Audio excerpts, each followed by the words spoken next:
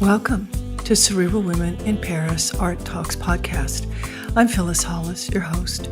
Years ago, after hearing an artist say art will save us, my intellectual curiosity was sparked, and I began a journey to understand exactly how. Through conversations with visual artists and the professionals who support them, I explore how art helps us see our history, our culture, our lives, and the experience of others in ways no other medium can. Capturing these voices is essential. They remind us of the power of art and the importance of noticing life's simple beauty. And now, here in Paris, a city that has long welcomed the daring, the dreamers, and the defiant, I continue these conversations where art breathes, questions, and reminds us that creation itself is an act of liberation. Welcome and enjoy Cerebral Women in Paris. In this episode of Cerebral Women in Paris, I feature Jules BE KUTI, a young emerging artist born in 1993. His art reflects the experience as a Black person living in France, as well as his reflections on the challenges faced by Black individuals in society. Growing up in France, Jules was inspired by the richness of Black culture. He uses his art as a vehicle for intimate reflection, allowing him to explore the dynamics of memory and identity in a globalized world where national and cultural boundaries are increasingly blurred.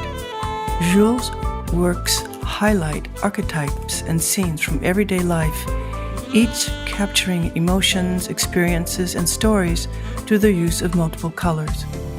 His work is a celebration of diversity, offering a unique perspective on exploration and how diversity can be used to express and exalt our common humanity. Enjoy this episode featuring Jules BE KUTI on the Cerebral Women in Paris Art Talks podcast. Jules, welcome to my Cerebral Women in Paris podcast. I'm delighted to feature you. Thank you for having me. Let's start with, when did you discover your interest in being an artist? I discovered it very early because when I was at school, when I was a kid, I used to draw a lot.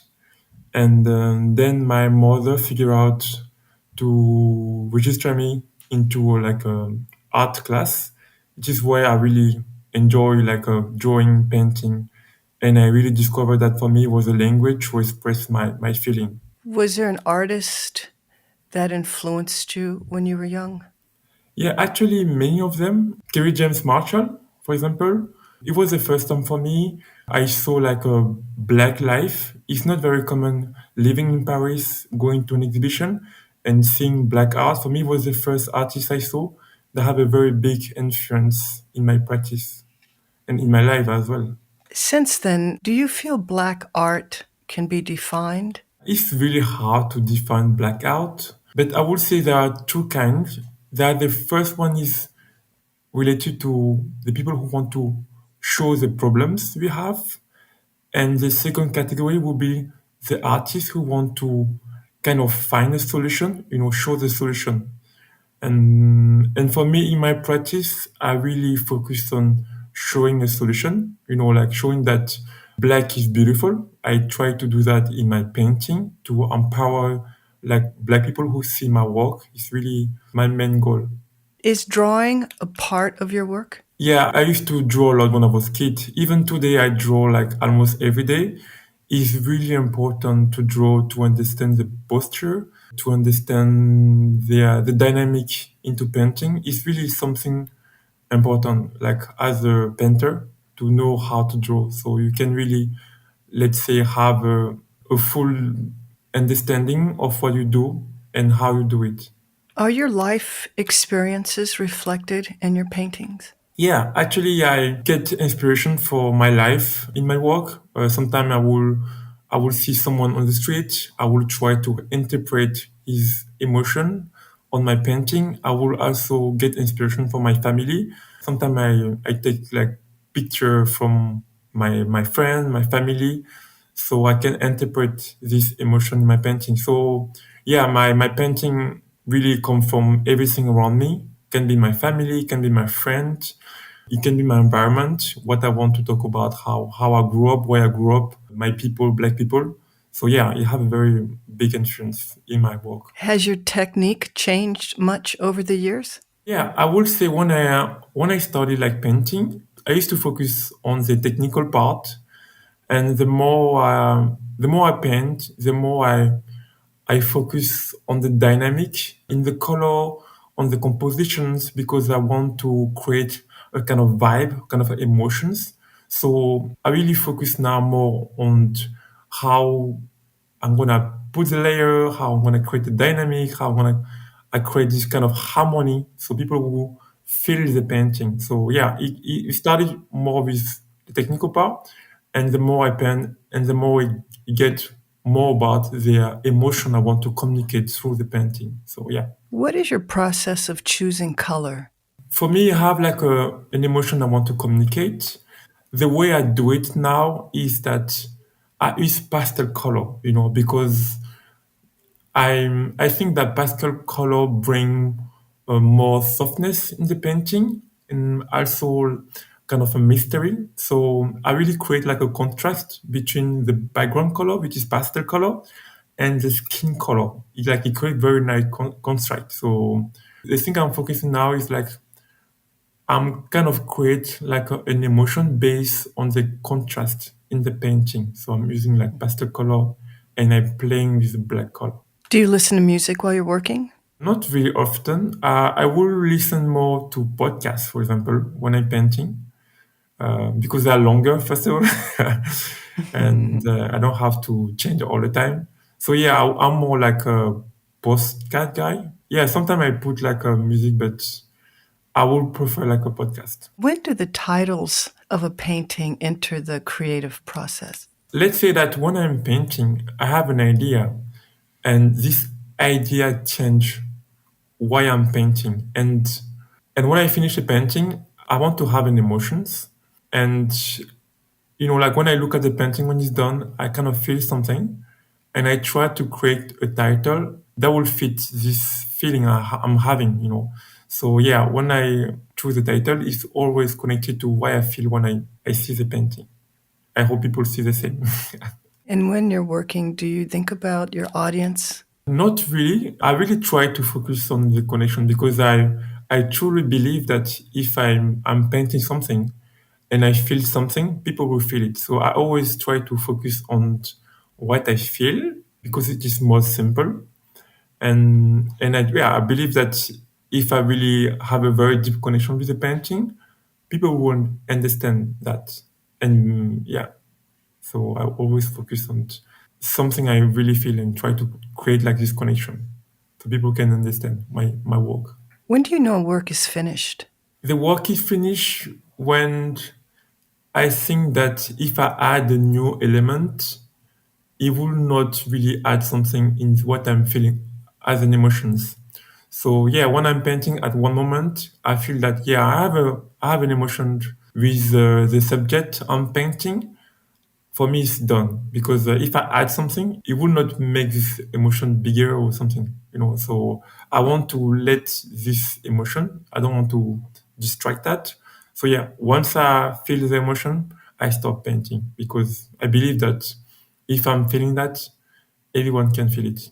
What have been the most substantial challenges that you've encountered as an artist? Let's say the bigger challenge I have been facing is that sometimes people want to put you on the box, because in my work I really focus on black experience, black life, and sometimes people can't like put your work into like an African art, put it in the box. But for me, the more I express about black life, black art, the more it become universal, because I focus on human, like my goal is to say that we are black people, we are living what we call like life experience, and this life experience is similar to anyone else. So for my goal is to create like kind of universality in my work, and yeah, the challenge is sometimes people will label that as an African art, But it's not only African art because when you have a feeling, everyone can have it. I can, for example, see a painting made in Asia. I will have a big connection with that. A painting, the classical painting made by European or American. It's like an emotion. You should not have like a frontier. So yeah. The biggest challenge is to destroy this box that people have in art made by black people sometimes. How do you define your practice? I would say that I'm a figurative artist. I get inspiration from impressionists as well, using like acrylic as a medium for painting because it allows me to be flexible when I'm painting. Yeah, I would say like a figurative artist, like who have inspiration from impressionists. And what do you enjoy most about being an artist? I think I enjoy the freedom it allow you because you can really do whatever you want. You are very connected to your feeling while you work, because that is what bring value, like in what you do. It's like to be connected to your emotion and translate it into your artwork. The best thing about being an artist is that you are always like very attached to your feeling, and the magic is when you put your feeling into like a something in the physical world, people can understand this feeling. It's magical, like you have an emotion, you try to translate it. It can be music as well, like you have an emotion, you sing about it, people listen to the music and they feel the emotion. It's so beautiful. So for me, it's the most beautiful part, like to express what you think, and people come into their exhibitions, they have the same feeling. Sometimes they feel something different. Yeah, for me, it's like it's very rewarding. And how do you keep learning? I'm always learning. I'm always learning about my practice. First of all, how I'm using color, how I create harmony, how I play with what I do. It's very important to learn. Also, I learn from my environment. Like as a contemporary artist, you have to take problems from now and put it into the painting. So your environment change all the time. So your work, everything you are talking about in your work also change. So yeah, it's very important to always being connected to this world we are living, all the challenge we are facing as Black people, and trying to put it into my work. So, and you have to know that I always work with a series. I always create like a series of painting because for me, painting is like writing a book. Instead of having like word, you have like a color. So you're gonna tell a story into your work. So sometimes I get inspiration from my environment, think I see, I don't agree with that.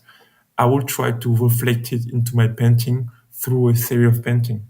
So yeah, it's really important to always be connecting to what you are living now and express it into your work. So yeah, so it's always changing because every we have a different challenges. So that is reflecting in my artwork. You've answered this question, but I want to ask it. So, what are the concepts that connect your work? For me, I would say that I always focus in the human. Like I always put human first in my work. So people when they come to see my work, whether they're white, whether they are Asian, whether they're anything else, they can feel connected because it's like I put human first, human emotion, human experience first. It's very important to me to do that, like because I want to share what it is to live a black life, and explain people that we are not different from other, we're just the same people, we have the same emotion. So yeah, I always put the human first in my work. If you weren't a visual artist, what other career path do you think you would have chosen? This is a very interesting questions.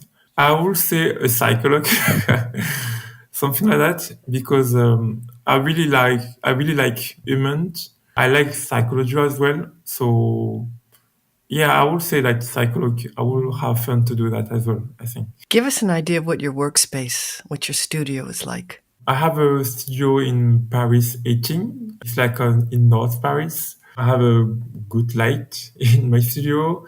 I have a space for like kind of office and a space for chilling and another space for like walking, like painting. So yeah, it's like a big studio and we have a great light. Actually, my studio is located into like a neighborhood I used to live when I was young.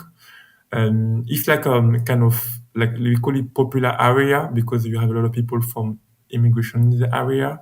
So sometimes I get inspiration from them as well because I grew up there. I understand what they live, the experience in this neighborhood. So sometimes I try to translate it into my artwork. Sometimes I invite them into the studio. Sometimes we make picture, and sometimes I try to interpret the picture I have and put it into my artwork. Yeah.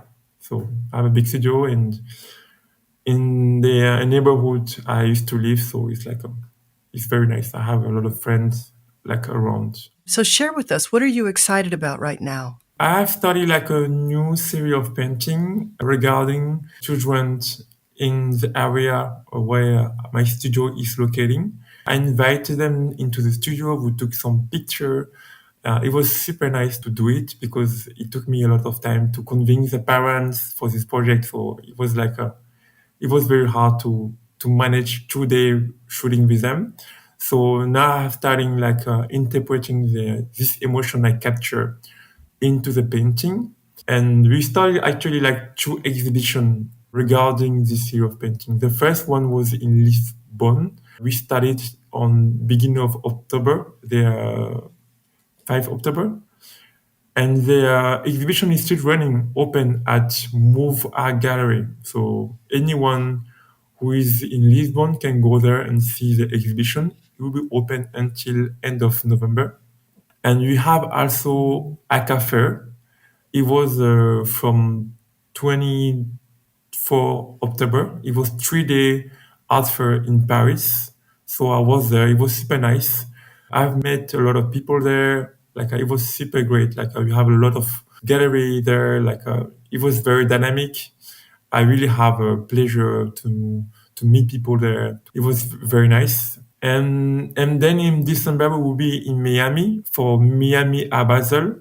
We will do like a offshore in Miami. So I'm kind of working in kind of some pieces that will be exhibiting in Miami. How did your art education, your art professors impact your work? It's a very nice question because my last professor, I have him for like 3 years.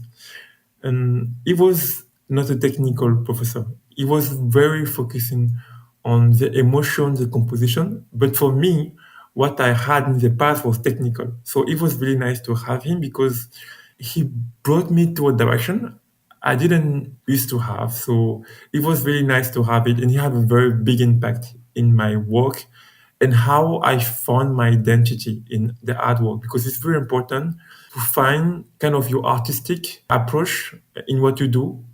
And really he helped me like he guided me to do that because when I started with him I was very like a technical person and the more I listened to his like advice and the more I get to understand that it's really important to have your touch, to have your way to express it, to have your, let's say, like a direction, like artistically.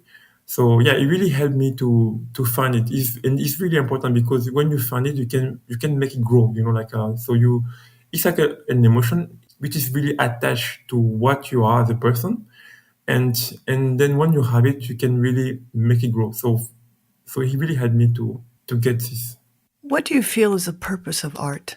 I would say the purpose of art, I think there are different meaning on that. The first will be, I told you about like contemporary art.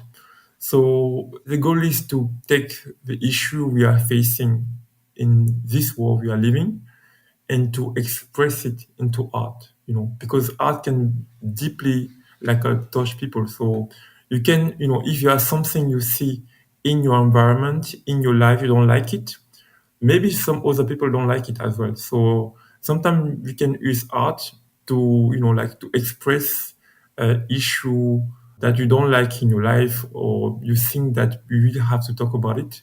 And you have this first, like a dimension of art, and also you have another dimension which is more emotional part, because art can also be something that connects all human beings. You can, touch deeply someone in something he have inside, very, very deep inside. So I would say like that two dimension for me. The first one is talking about life you're experiencing, issue you have.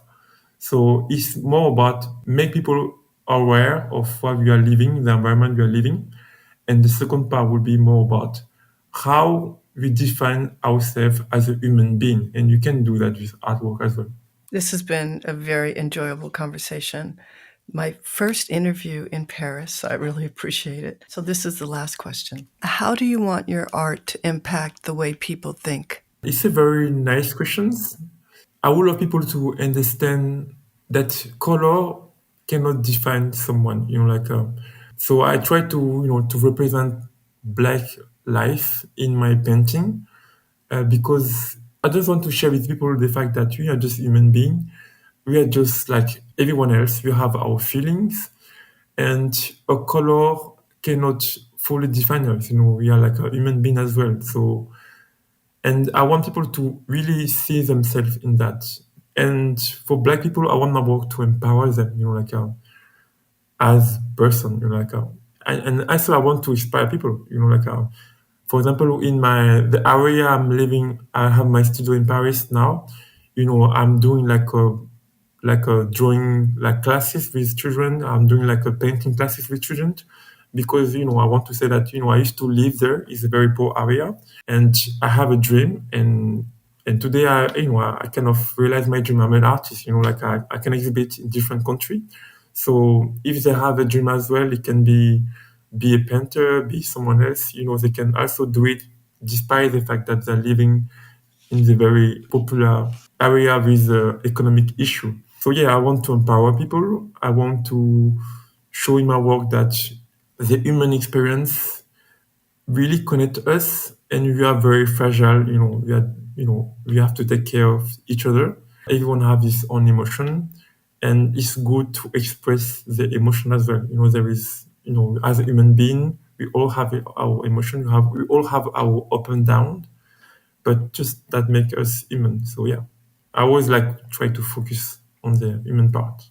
Thank you so much. This has been wonderful, uplifting. And once again, thank you for my first interview in Paris. It's wonderful. You're perfect for it. Thank you so much. Thank you for having me. Thank you for listening to Cerebral Women Art Talks podcast. For additional content, please visit cerebralwomen.com and be sure to follow Cerebral Women on Instagram.